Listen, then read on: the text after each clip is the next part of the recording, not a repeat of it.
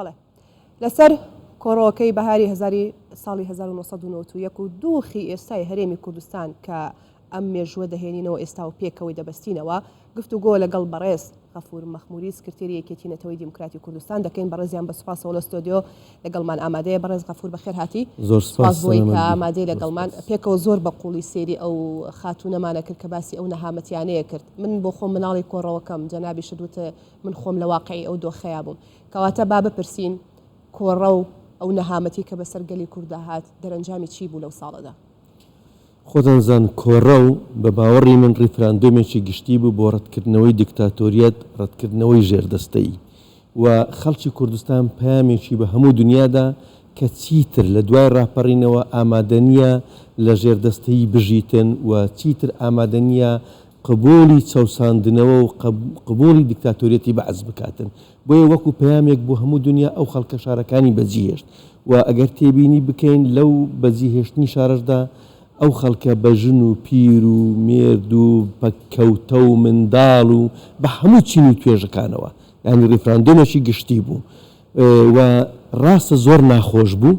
ڕاستە لە هەمان کاتیشدا خەڵکەشی زۆر شەهید بوو، خەڵکەشی زۆر دەربەدەر بوو، خەڵکەشی زۆر زیانی گیانی مادی لێکەوت. بەڵام لە هەمان کاتدا کۆڕە و بووە وەرچەرخانێک لە دیرۆکی گەلی کوردستان. ئەوە بوو کە هەموو کۆمەڵگای نێودەوڵەتی تەمەشا بکەن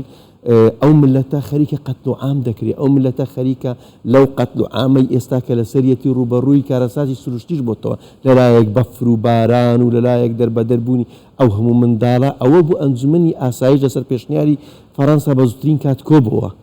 بڕیاری 68 دەرکرد بە پێی ئەو بڕیارە ناوچەی دژەفڕین بۆ کوردستان دیاری کرد.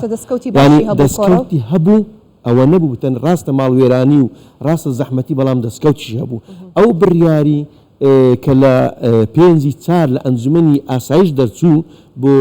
سەپاندنی بەسەر عێراقی کوردستان بێتە ناوچەیش دژەفڕین وای کە دواتر کە خەڵک گەڕاوە ماڵەکانی و هێزی پێشمەرگە گەڕاوە شارەکان ئەوە بوو هەڵبژاردن کرا کە هەڵبژاردن کرا یەکەم پەرلەمان هەڵبژێردرا دواتر حکوومەت پێکات. یەکەم جار بوو لە دیرۆک کورد بە شێوەیەشی دیموکراسیانە کار بکات بۆ دامەزراندنی دامەزراوە نەتەوەی نیشتیمانیەکان وەکو قۆناغی یەکەمیش پرۆسەی هەڵبژاردن یعنی دەسەڵاتی شۆڕژێری بۆ گوازێتەوە بۆ دەسەڵاتێکی مەدەنی کە پێشتر دەسەڵاتی جەپەی کوردستانی و بەری کوردستانی بوو. ئەوە گوازراوە بۆ پەرلەمان لە ڕێی پەرلەمانش حکوومەت پێکات وردە خەڵک کەوتەوە سەر ژیانێکی ئاسایی خۆی. ئەوەتەم قوارەی هەرێمی کوردستان بەرهەمە؟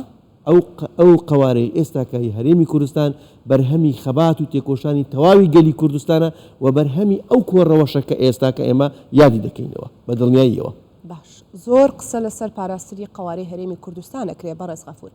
ئەرکی کێیە قوارەی هەرێمی کوردستان بپارێزێ؟ ئەرکی هێز و لایەنە سیاسیەکانە، هاوڵاتیان و هاونیشتیمانیانە، حکوومەتە؟ ینی بە دیاریکراوی ئەرکی کێم قوارەیە بپارێزێ؟ بمانێ و نەمانەوێ ئەو ئەزمونی کە لە کوردستان هەیە بەرهەمی خەبات و تێکەوشانی هەموو لایەنە سیاسیەکان و تەواوی خەڵکی کوردستانە. پاراستنیشی ئەرشی سەرشانی تەواوی خەڵکی کوردستان و تەواوی لایەنە سیاسیەکانی کوردستانە. پاراستنی ئەو هەرێمە ئەرچێکی نەتەوەیی و نیشتیمانی و ئەخلاقیە. لەبەر ئەوەی بمانێ و نەمانەوێت چارەنووسی هەموو لایەکمان بەندە بە چارەنووسی ئەو هەرێمێکی ئێستا کە ئێمە ئەمانە. خوا نەخواستە هەر نەهامەتیەک هەر شکستێک ڕوبەڕووی هەرێم بێتەوە بۆ هەمومان نەهامەتی و بۆ هەمومان شکستە. بۆیە ئێمە دەبێ هەموو لایەنە سیاسیەکان هەوڵی ئەوە بدەین کە پێگەی هەرێمی کوردستان بەهێزتر بکەین، هەوڵی ئەوە بدەین کە دەستگا و دامەزراوەکانی کوردستان زیاتر بەهێز بکەین، هەوڵی ئەوە بدەین ئەگەر ڕەخنەیەکیشمان هەبوو ئەگەر گلەیەکیشمان هەبوو لە حکوومەتی کوردستان لە دامەزراوەکانی کوردستان باگرێیەکان بۆ ئەوبی چارەسەری کێشەکانمان بکەین بە گفتوگۆ ئێمە ئەو شان چارەسەر بکەین. ناکرێت لە ناکۆچێکی حزبی ململانەیەکی حزبی من بێم کار بۆ ڕوخانی ئەو دەسەڵاتە بکەم یاخود ئێم بێم ئەو دەسەڵاتە لە بەریەک هەڵوەشێنمەوە ناشیرینی بکەم. ناشیرین نیشاندانی ئەزمموی کوردستان ئێستا سیاسیەکان لەم دۆخەدان کە تۆ باسیەکەی بەشی زۆری بەداخەوە لایەنە سیاسیەکان وەکو پێویست بە ئەرچی نەتەوەی نیشتیمانی خۆیان هەڵنەستاون. بەشی زۆری ململانەی حزبایەتی وای کردووە کە بەرژەوەندی حزبی بەرژەوەندی شەخصی بخەنە پێش بەرژەوەندی نەتەوەی نیشتیمانیەکان. لایەنە سیاسیەکان پێویستە بەرژەوەندی نەتەوەی و نیشتیمانی لەسەروی هەموو بەرژەوەندیەکدا بنێن و بەرژەوەندی حزبی و بەرژەوەندی شەخصی لە بەرژەوەندی نەتەوەی و نیشتیمانیدا ببینەوە.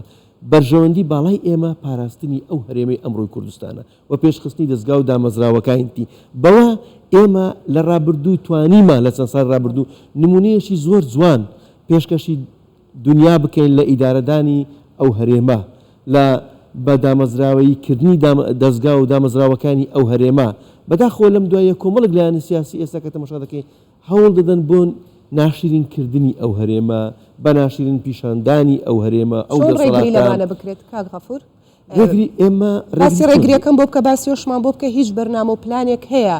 کە هێز و لایەنە سیاسیەکان لە هەرێمی کوردستان کۆبوونەوەیکی فراوان ئەنجام بدەن هیچ شتێکی وا بەردووی باسی هەردوو خاڵ بۆ دەکەم بەداخەوە هیچ بەرنامە و پرۆگرامێک نییە لەبەر ئەوەی بۆ ناوەندی سیاسی کوردستان پەرش و بڵاوە لەک ترازاوە ناوەندی چارەسەر ئەوێ ناوەندی سیاسی کوردستان کۆ بکرێتەوە چەترێکی هاوبەش بۆ هەموو لایەنە سیاسەکان پێک بێنرێ لایەنە سیاسەکانیش کە ڕۆڵیان هەبوو لە خەبات تێکۆشانی ئەو ملەتە بخوێنرێنەوە لەژێر ئەو چەتردا کۆ ببنەوە مامەلەیەش تەندروست و یەکسانیان لەگەر بکرێتن و کۆمەڵێک هێڵی نەتەوەی نیشتیمانی هەیە بۆی تەجاوز نەکرێتن ئێمە دەست خەریب کا بۆ ئەم کۆبوونەوەیە تۆتت هیچ شتێک لە ئارادانە بۆ ئەوە ئەرچی سەرۆکایەتی ئەنجومەنی وەزیرانە ئەرچی سەرۆکایەتی هەرێمی کوردستانە ئەرچی جەنابی سەرۆک مەسعود بارزانیە کە بتوانێت هەموو لایەنەکان کۆ بکاتەوە لەبەرەوەی سەرۆک بارزانی لە ماوەی ڕابردوودا بەردەوام لە ئیش و کارەکانی خۆی تا لە سەرۆکایەتی هەرێم بوو مشاوەری بە هەموو لایەنە سیاسیەکان دەکرد ڕاوێژی دەکرد سەفەرێکی دەرەوەی دەکرد ڕاوێژ دەکرد ئێستا مشاوەرە نەماوە ئێمە چاوەڕێ ئەوە بوونە سەرۆکایەتی هەرێمی کوردستان ببێتە ماڵێکی گەورە بۆ هەموو لایەنە سیاسیەکان بەداخەوە من کە ئەو قسە دەکەم بەداخەوە سەرۆکایەتی هەرێمی کوردستان نەبوو ماڵێکی گەورە بۆ هەموو لایەنە سیاسیەکان بتوانانی هەمووان کۆ بکاتەوە لە دەوری یەکتر و ئێمە لە ڕوونەتەوەی نیشتمانی چی بکەین پەرش و بڵاو یەکەیە ئەوە ئەرشی ئەوانە کە ئەو پەرش و بڵاویە نەیە لە ناوەند سیاسی کوردستان ڕێک بخەینەوە ئێمە دەبێت ڕخنە لە یەکتر بگرین ڕخنە میکانیزمی پێشکەوتنی کۆمەلگایە میکانیزمی پێشکەوتنی هەر دەستگا و دامەزراوەکە لە هەم ئارسی چارەسەرکردن ئێستا ئەو زیاتری لێکەوتوتەوانە ئەو ڕخنانە لە نێوان هێز و لایەنە سیاسیەکان دەبینین لێکترازانی زیاتری لێکەوتوتەوە ئاخر ئەوە ڕخنەنی ئەوە لایەنە سیاسیەکان ئەوە ڕخنەنی ئەوە زیاتر هەوڵدانە بۆ ناشرینکردنی ئەو ئەزمونە ئەوەی کە من دەڵێم ئێستا کە دەڵێم ئینسان بەڕخنە مەسن ئێستا ئێمە دەڵێن ناوەندی سیاسی کوردستان پەرش و بڵاوە